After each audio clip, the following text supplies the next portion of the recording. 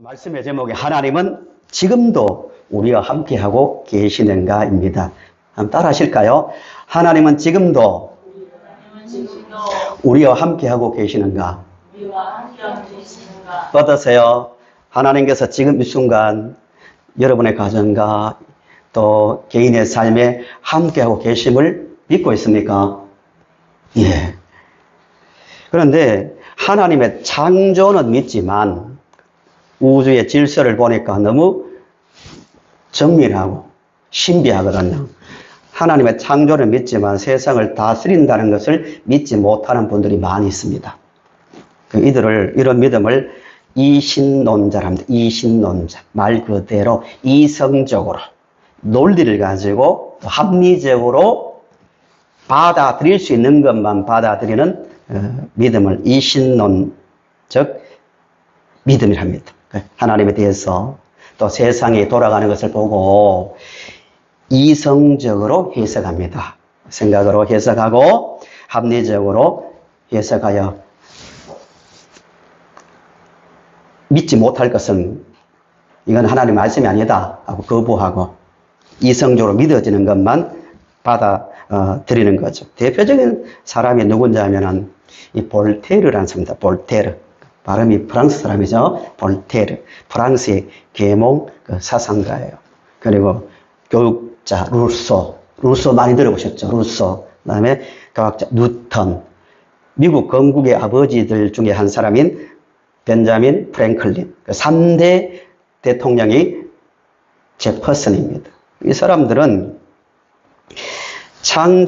신의 창조는 인정하지만 하나님께서 인간에게 오셔서 살피시고 말씀하시고 보호하시고 마음에 감동하시고 또 때로는 기적을 통하여 바다를 갈라서 동정녀의 탄생을 통하여 또 물로 포도주를 만드는 그런 여러 사건들을 통하여 인간을 이끄시는 그 신은 인정하지 않아요.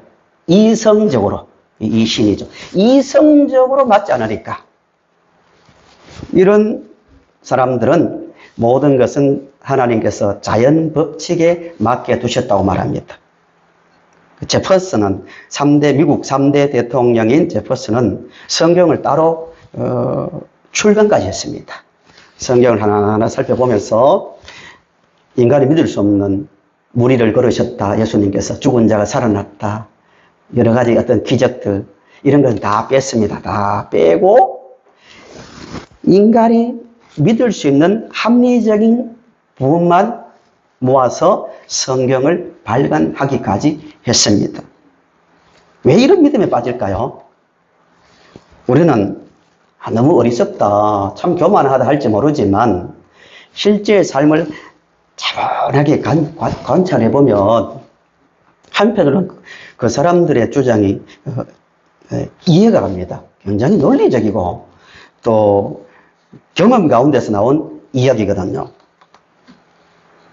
그런 의문을 가질 때가 없습니까? 우리가 세상 살아갈 때 하나님 계시는데 왜 악한 사람은 그때그때마다 벌을 받지 않고 또 반대로 의롭게 사는 사람 중에 끔찍한 사고를 당해 죽거나 고통을 당하는가?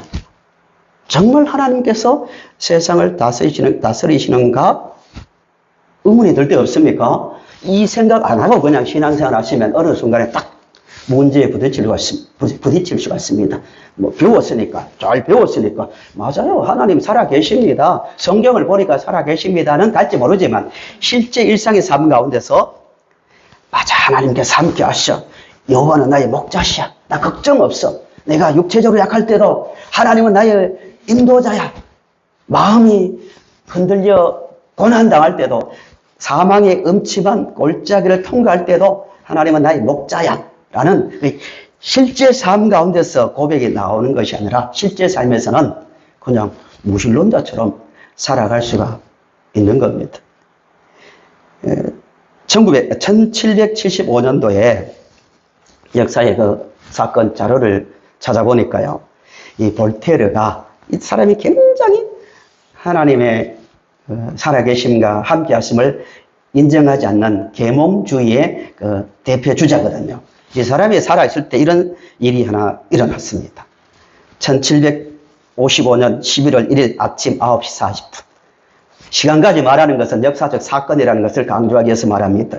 포르투갈 수도 리스본에 큰 지진이 일어났습니다. 9.0 정도의 지진이 일어났는데 건물이 막 무너져 사람들이 깔려 죽을 때 사람들은 급하게 건물에 뛰어나와서 탁 트인 해변가로 몰려 나왔는데 40분 뒤에 15m나 되는 이 쓰나미를 하죠. 파도가 덮쳤어요. 대부분의 사람들이 다 몰살당했습니다. 문제가 뭐냐면은 그날 마침 교회마다 하나님을 사랑하고 하나님의 보호하심 믿고 예배하는 사람들로 가득 차 있었는데 어떻게 되었을까요? 객관적 사건 사고 집에 보면은 교인들도 쓸려가 죽었다는 거예요. 도시가 완전히 폐허가 되었습니다. 이것을 가지고 당시의 성직자들은 어떻게 해석하고 설교했는가? 분명히 하나님은 공의로우신 분이니까 분명히 우리가 알지 못하는 숨기고 있는 죄가 있기 때문에 심판을 내리신 벌이라고 설교하고 해석했습니다. 그런데 문제가 뭐냐면 이성적으로 합리적으로 사건을 보니까 도시가 완전히 폐허가 됐는데 멀쩡한 지역이 한 군데 있었다는 거예요. 거기 어디냐면 리스본의 홍등가인 알파마라는 지역은 멀쩡했다는 거예요. 타락의 상징인 그 지역이 멀쩡한 거예요. 어떻게 이해해야 됩니까? 생각 복잡하게 안 하면 문제 없어요. 하나님은 우리를 사랑하십니다. 다스리십니다. 끝나지만 매일 우리의 삶은 현실이잖아요. 현실. 매일 부딪히는 현실의 문제 속에서 이런 문제를 진지하게 고민해야 됩니다. 볼테르가 그 사건을 보고 조롱했습니다. 그 당시에 라이프니츠나 유명한 신학자들은 하나님의 살아계심을 여러 가지로 논증했지만 이렇게 조롱했습니다. 하나님이 살아계시는데 왜 이 모양이냐? 하나님이 전능하시다면 이 악한 모순을 없애야지. 반대로 그런 일이 계속 반복된다는 것은 하나님은 전능자가 아니라는 것이다. 이 딜레마죠. 딜레마. 전능하시다면 악을 없애든지 모순을 없애주든지 전능하지 못하니까 그런 것 아니냐고. 전능하면서 그 일을 방치하는 것은 하나님은 선하신 분 아니고 또 없애지 못하면 전능하신 분이 아니다. 이렇게 조롱했습니다. 우리는 쉽게 이런 사람들을 참 어리석다.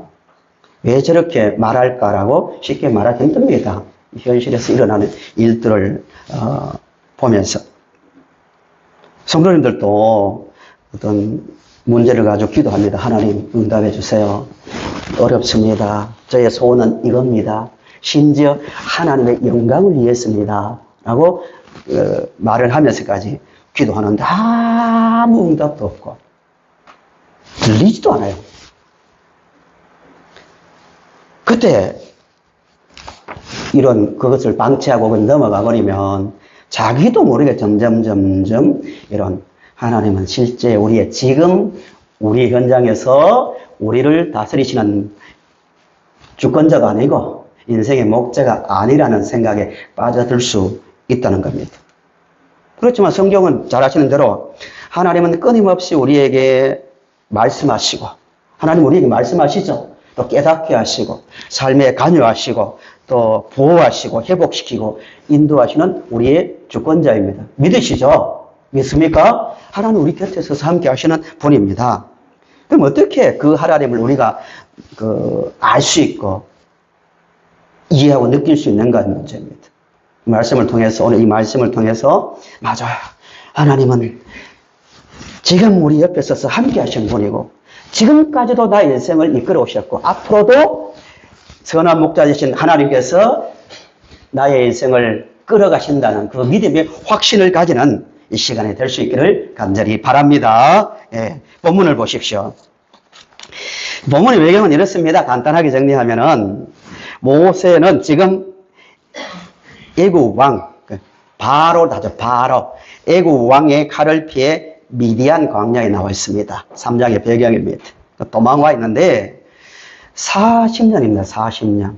40년째 미디안 광야에서 매일 같은 그 패턴의 생활을 반복해서 하고 있습니다.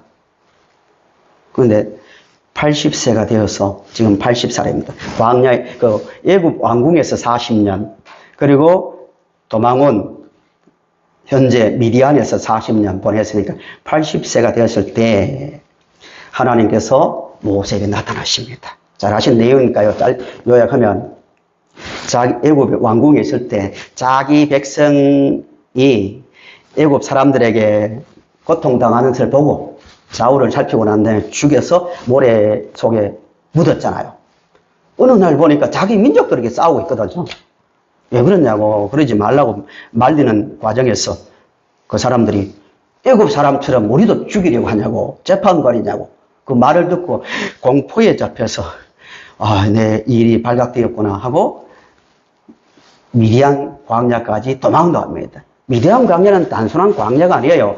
그 당시로 말하면 애굽의 손길이 미치지 않는 가장 먼 곳입니다. 광야를 넘어서서 간 곳이 미디안이에요.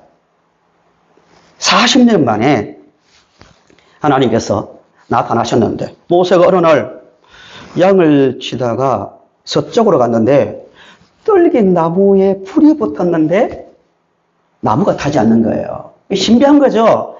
자연 발화는 일어납니다. 일반 가끔씩 워낙 더운 곳이니까 나무가 이렇게 메마른 가시 떨기 나무가 막 부딪히면서 불이 난대요. 뭐 불 나는 거는 있을 수 있는 일인데 가만히 보니까 타지가 않는 거예요. 초물리적 현상이죠. 가까이 가서 보니까 여호와의 사자가 나타난 거예요. 나타나서 보니까 음성이 들리는 거예요. 여호와죠, 여호와. 7절부터 10절을 보시면 이렇게 말씀하세요. 7절부터 10절에 쭉 나타나신 하나님께서 말씀하시는 과정에서 여호와께서 이르시되 내가 애굽에 있는 내 백성의 고통을 분명히 보고 그들의 감독자로 말미암아 부르짖음을 듣고 그 근심을 알고 내가 내려가서 그들을 애굽인의 손에서 건져내고 그들을 그 땅에서 인도하여 아름답고 광대한 땅, 젖과 꿀이 흐르는 땅, 곧 가나안 족속, 헷 족속, 아모리 족속, 브리스 족속, 휘 족속, 여부스 족속의 지방에 데려가려 하노라. 가라, 이제 가라. 너를 사용하겠다는 이런 대화가 이어집니다. 이 말을 듣는 모세는 어떤 마음이 들었을까요? 올해 이 장면을 보면서 먼저 생각해야 될 말씀이에요. 80세가 된 광야에서 40년 만에 나타나신 하나님께서 다시 애굽으로 들어가서 내 백성을 구해내라. 나는 다 듣고 있었고 보고 있었고 알고 있었고 그래서 이제 내려가서 그들을 구해내겠다. 너를 사용하겠다. 이런 말이죠. 모세가 어떤 마음이 들었을까요? 실제 삶의 그 현장 속에서 복잡했겠죠. 첫째는 두려운 마음이 들었을 거예요. 바로에게 다시 간다는 것은 불길 속으로 그냥 뛰어드는 거죠. 무서워서 도망 나왔는데 거기 가서 내 백성 보내려고 하면은 보내주겠습니까? 인간적으로. 두려운 마음도 들고 더 큰 마음은 이런 마음이 그 대화 가운데서 엿보입니다. 가라고 할 때 모세는 계속 변명하거든요. 아마 이런 마음이 들었을 것 같아요. 아니 하나님 40년간 제가 이 피눈물 흘리면서 과거를 또 후회도 했겠죠. 그때 내가 왜 그랬을까? 별 생각 다 했겠죠. 40년 동안 그렇게 생활할 때는 얼굴도 안 보여주고 아무것도 음성도 들려주지 않다가 이렇게 갑자기 나타나서 이런 말 하면 제가 어떻게 하나님을 믿고 그 말씀에 순종하겠습니까? 좀 하나님은 정말 다스리는 분이고 보호하신 분이고 전능하신 분이며 인도 잘하는 것을 어떻게 믿을 수 있습니까? 못 믿겠습니다. 이런 마음이 들었을 겁니다. 그런데 이 모세를 부르는 과정을 잘 보시면 모세의 눈에 보이지 않고 하나님 안 보이잖아요. 욥의 시험이 가장 무서운 시험이 그거였어요. 어떤 육체적 고통이나 정신적 고통보다 하나님을 보지 못한다는 데 어려움이 있었습니다. 나중에 회개할 때는 내가 얼굴을 본다고 말했지만요. 보이지 않고 귀에 들리지도 않고 감각적으로 느낄 수도 없고 이런 상태에서 하나님은 뭘 하고 계셨는가의 문제입니다. 이성적으로 보이지 않고 분석할 수 없고 느낄 수 없는 이 순간에 하나님은 무엇을 하고 계셨는가를 이해를 하셔야 맞아. 이 눈에 아무 증거 없고 귀에 안 들리고 손에 잡히는 게 없더라도 하나님은 살아 계시라고 될 수 있는 겁니다. 이 과정 속에서 하나님 무슨 일을 하셨는가를 먼저 보도록 합니다. 모세가 그런 절망의 환경 속에 놓여 있을 때도 하나님은 하나님의 백성들을 애굽에서 이끌어내신다는 그 약속을 이루고 계셨습니다. 지금 이 순간에도 하나님은 우리의 구원을 이루어 가고 계십니다. 예를 들어 볼게요. 1장 2장으로 다시 한번 돌아보세요. 1장 2장으로. 창세기는 어떤 내용으로 끝나는가? 요셉의 죽음으로 끝나요. 요셉이 죽었다 하고 이제 출애굽기가 시작되고요. 출애굽기 1장 1절에서 7절을 보시면 출애굽기 시작은 이렇습니다. 이 중요한 부분이에요. 창세기를 왜 기록했고 출애굽기를 왜 기록했는지를 이해하시려면 마지막이 어떤 내용이고 출애굽기는 무엇으로 시작하는지를 잘 보셔야 됩니다. 창세기에서 가장 긴 내용이 누구에 대한 이야기입니까? 요셉입니다. 요셉의 내용을 상세하게 기록하고 있는 이유가 뭔가? 그 내용을 보셔야 하나님은 그 순간에도 구원을 이루기 위해서 인간의 삶에 오셔서 개입하시고 감동하시고 보호하시고 이끌고 계셨구나를 알 수 있는데요. 출애굽기 1장 1절을 보세요. 야곱과 함께 각각 자기 가족을 데리고 애굽에 이른 이스라엘 아들들의 이름은 이러하니 이스라엘에 들어온 그 사람들의 명단을 쭉 말합니다. 야곱의 자손들이죠. 쭉 말하고 난 다음에 6절에 요셉과 그의 모든 형제와 그 시대의 사람들은 다 죽었고 이스라엘 자손은 이 부분이 중요합니다. 이스라엘 자손은 생육하고 불어나 번성하고 매우 강하여 온 땅에 가득하게 되었더라라고 말합니다. 출애굽 시작이에요. 이스라엘 백성들은 애굽 땅에 가득 찰 정도로 큰 민족을 이루었대요. 왜 이 이야기로 시작할까요? 하나님은 모세가 하나님께서 살아계심을 전혀 느끼지 못하는 절망의 순간에도 애굽에서 자기 백성들을 이끌어내신다는 그 일을 하고 계셨습니다. 무슨 이야기인지 하면 창세기 12장 1절에서 2절을 보세요. 출애굽기를 이해하시는 중요한 구절이죠. 우리 같이 읽어보실까요? 시작. 아브라함에게 이르시되 너는 너의 고향과 친척과 아비의 집을 떠나 내가 내게 보여줄 땅으로 가라. 내가 너로 큰 민족을 이루고 내게 복을 주어 내 이름을 장대하게 하리니 너는 복이 될지라. 출애굽기 1장 7절에 이 말씀이 있는 이유가 뭐예요? 하나님께서 400년 전에 아브라함을 불러서 약속하신 그 약속이 이루어지고 있다는 것을 말하고 싶은 거예요. 15장, 창세기 15장 13절에서 16절 또 하나님께서 아브라함에게 약속하십니다. 또 같이 읽겠습니다. 시작. 여호와께서 아브라함에게 이르시되 너는 반드시 알라. 내 자손이 이방에서 객이 되어 그들을 섬기겠고 그들은 400년 동안 내 자손을 괴롭히리니 그들이 섬기는 내가 징벌할지 그 후에 내 자손이 큰 재물을 이끌고 나오리라. 아멘. 지금 출애굽기 1장 7절은 400년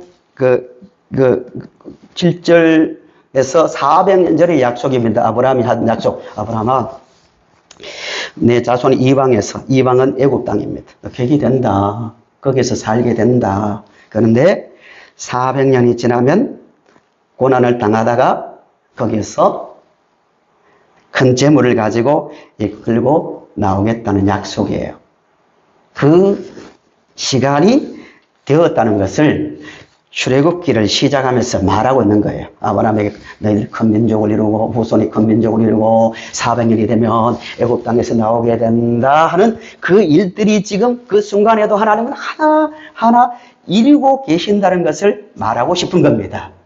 창세기에서 요셉 이야기가 가장 길게 나오는데 그 목적이 뭐냐면 요셉 이야기의 주제는 딱 한 가지예요.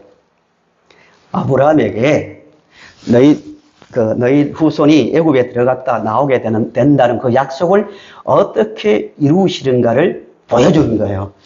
어떻게 이루십니까? 요셉이 형들에 의해서 물이 없는 구덩이에 빠지고, 그 구덩이는 굉장히 깊습니다. 그 지역에 물이 별로 없으니까 깊이 파야 물이 나오거든요. 그 물이 말랐으니까 방치된 구덩이잖아요. 빠졌죠.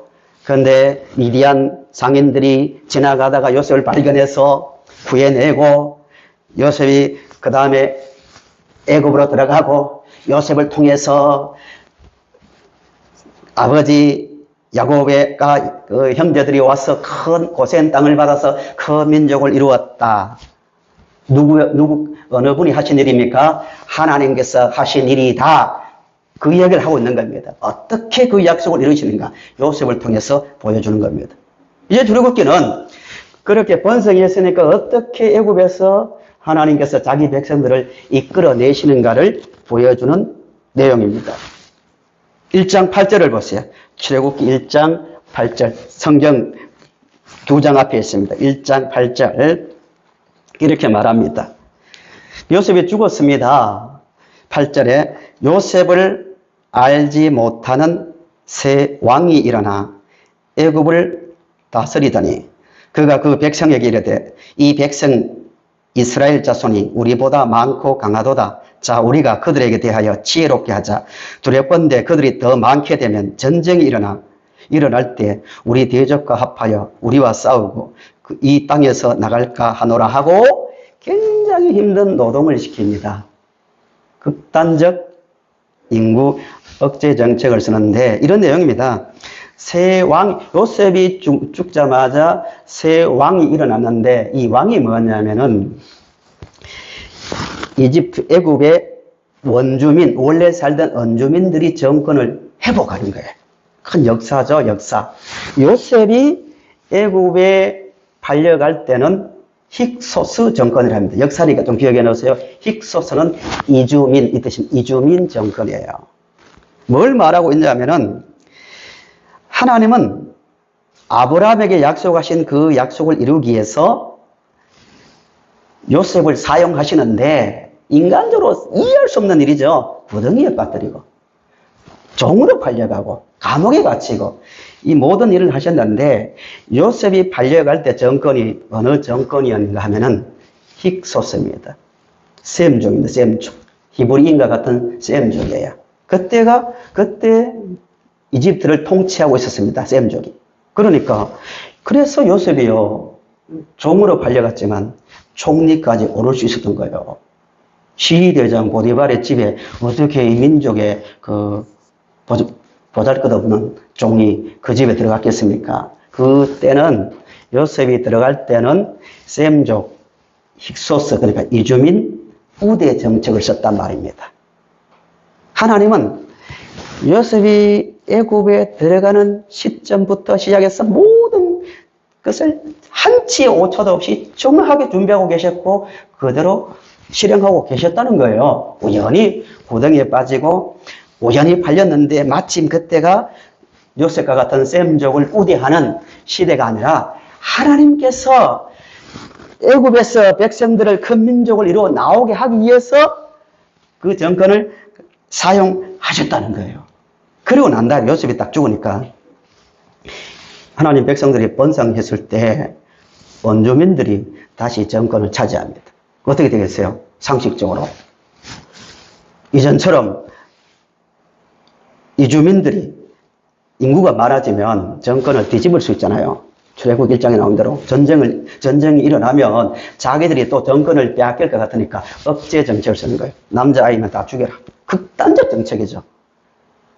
그래야만 자기들이 전쟁에서 이길 수 있으니까요. 그래서 그때 모세가 태어난단 말입니다. 이 모든 과정들 하나하나를 보면은 철저하게 하나님은 시간 하나까지도 맞추어서 일하고 계심을 볼 수가 있습니다. 우리 이야기를 한번 돌려볼까요? 우리가 만약에 그 시대에 태어났다고 생각해 보세요. 내가 태어났는데 어떻게 해서 갈등이 생겼어.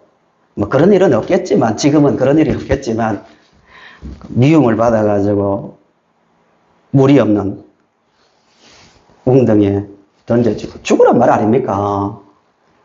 구사일생으로 살아났는데 자기 힘으로 뭐 어떻게 할 수 없는 또 애굽의 종으로 팔려가고 또 감옥에 들어가고 이 모든 과정 속에서 하나님 함께하신다.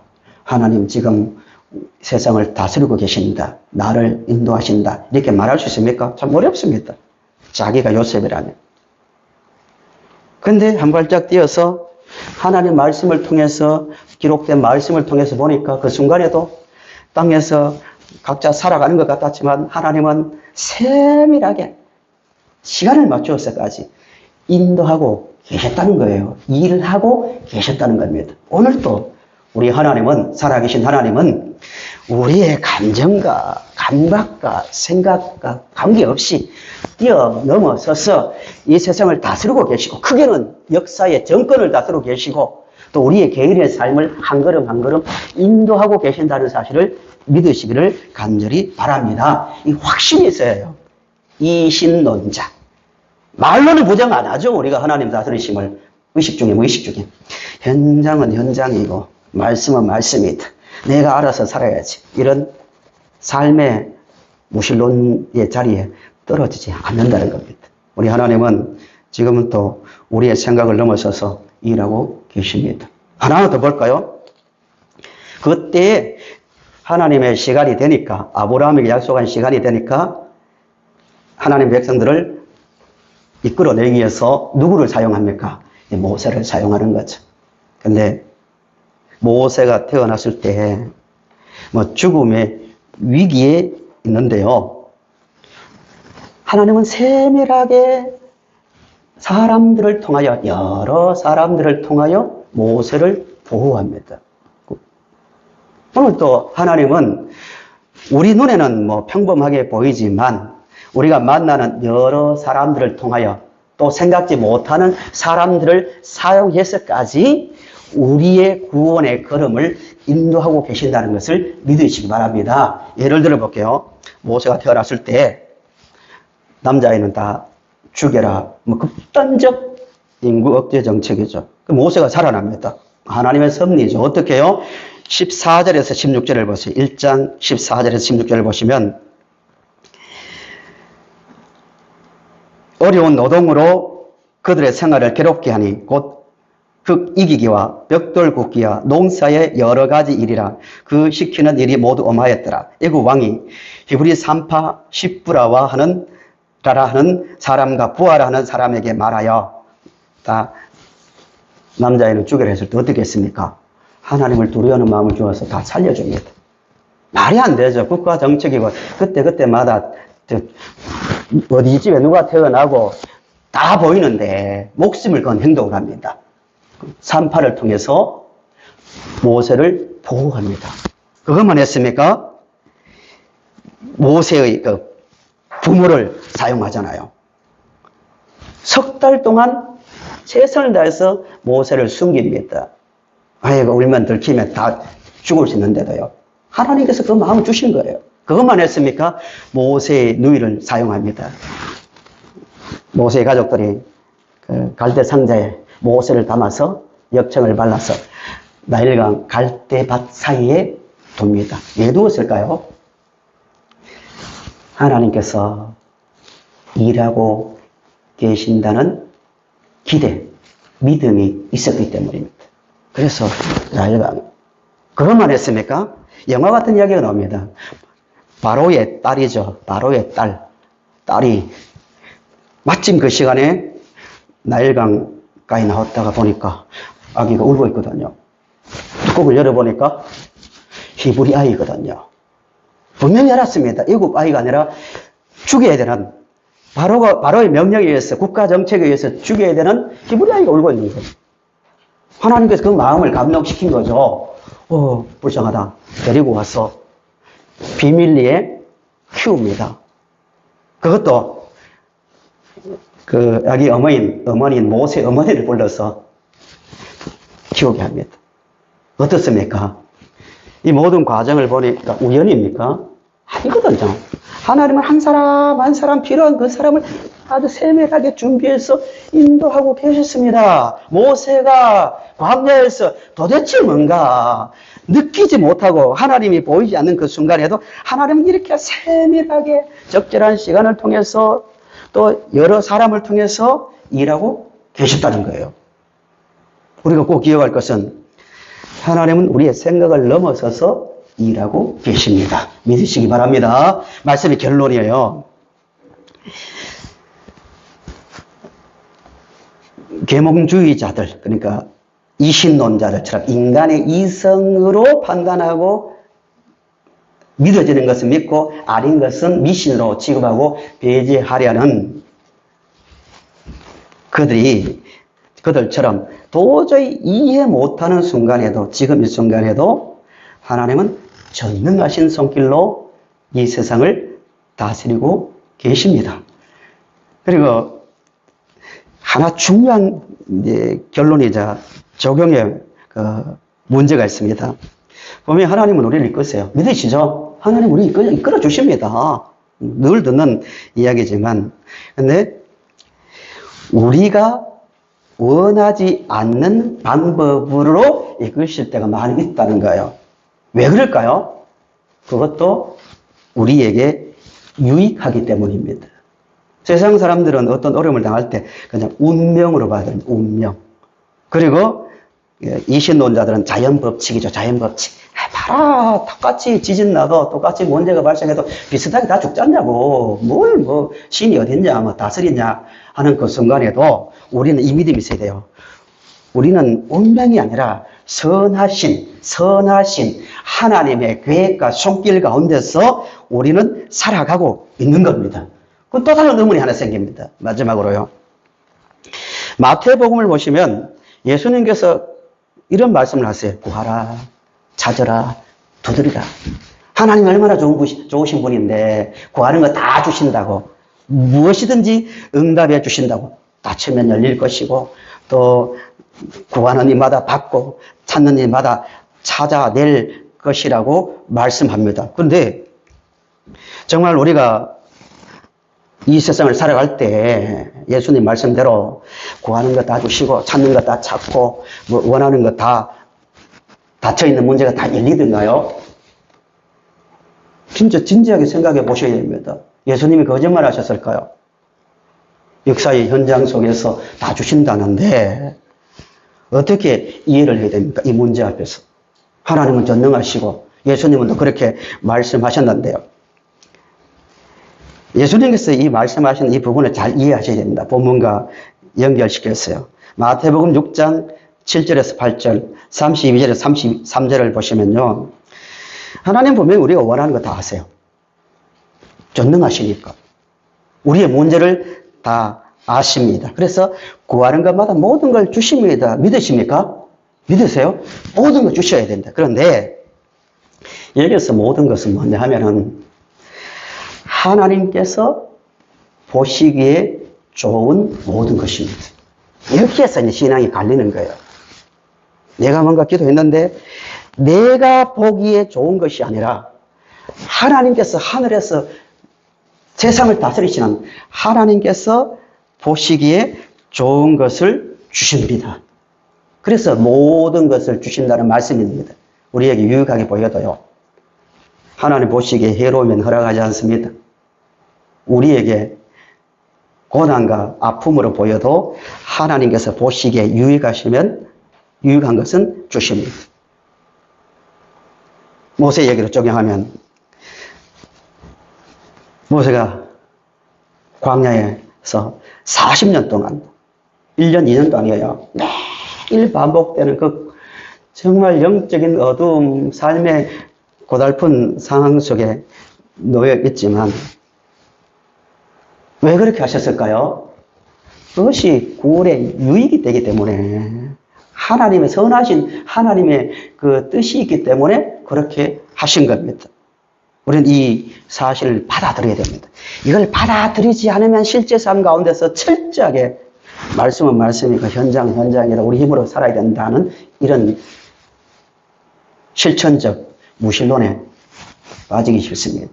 오늘 이 말씀을 생각하면서 선하신 우리 하나님은요, 400년 전에 이 시점에서 400년 전에 약속하신 그 말씀을 하나도 빼지 않고 한순간도 떠나지 않고 역사 속에서 하나하나 이루어 오셨듯이 우리가 영적인 미디안에 있든지 반복되는 무의미하게 보이는 반복되는 어느 광야에 있더라도 하나님은 변함없이 우리를 약속의 땅으로 이끌어 가고 계십니다. 그 하나님을 믿고 의지하고 여호와는 나의 목자시니 내가 부족함이 없도다는 그 믿음으로 가면 갈수록 하나님의 크심과 사랑을 더 깊이 경험하면서 살아가는 성도님들의 삶이 되시기를 바랍니다.